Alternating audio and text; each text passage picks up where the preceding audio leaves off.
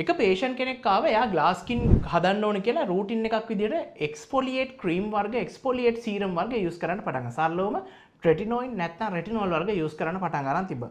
පේෂන්ගේ skin එක irritation වෙන්න පටන් ගන්නවා. මේ කාරණේදී අපි දැනගන්න ඕන එක කාරණාවක්.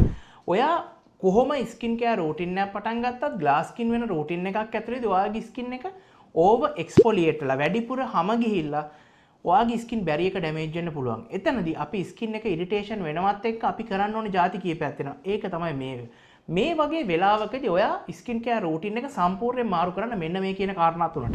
ජෙන්ටලි ස්කින් ක්ලෙන්ස් එකක්, ෆ්‍රැග්‍රන්ස් ෆ්‍රී, ලයිට් මොයිස්චරයිසර් එකක්, සන්ස්ක්‍රීන් එක. මේ තුන පාවිච්චි කරන ගමන් ස්කින් ඉරිටේෂන් එක නැත්නම් ස්කින් බැරියර් එක රිපෙයාර් වෙනවත් එක්ක ඔයාට පුළුවන් ආයෙ අර එක්ස්ෆෝලියේට් සන්ස්ක්‍රීන් වලට නැත්නම් එක්ස්ෆෝලියේට් රෙටිනෝල් වලට යන්න. එක්ස්ෆෝලියේට් රෙටිනෝල් එකක් යූස් කරද්දී අපි මුලින්ම 1 2 3 4 කියන ටෙක්නික් එකට තමයි යන්නේ. පළවෙනි සතියේදී එකපාරයි, දෙවෙනි සතියේදී දෙපාරයි, තුන්වෙනි සතියේදී තුන් පාරයි, හතරවෙනි සතියේ ඉඳන් ඩේලි උනත් යූස් කරන්න පුළුවන්. හැබැයි හොඳම දේ ස්කින් එක සෙන්සිටිව් නම්, එක්සීමා වගේ තියෙන ස්කින් එකක් නම් නැත්නම් ඔයගේ පිග්මන්ටේෂන් එන්න තියෙන ස්කින් එකක් නම් ඔයා අනිවාර්යෙන් යූස් කරන්න ඕනේ 1 2 3 කියන ටෙක්නික් එකට විතරයි සහ වැඩිම කාලයක් සතිය ඇතුලේ 3 පාරක් යූස් කරන්න. මේකෙදි ග්ලාස් ස්කින් කරන්න පුළුවන්. ඒ වගේමයි ග්ලාස් ස්කින් වල නම්බර් 1 දේ මොයිස්චරයිසර්. මොයිස්චරයිසර් එකක් කරනවා කියන්නේ ස්කින් එක්ස්ෆෝලියේට් වෙන්න අපි ගොඩක් උදව් කරනවා කියන එක. ඉතින් මම කිව්ව දේ හොඳට තේරුම් ගන්න ඔයත් ග්ලාස් ස්කින් වල රූටින් එකක් හදන්න. රූටින් එක ඔයාගේ මොකක්ද කියන එක අපි පල්ලෙන් බලමු.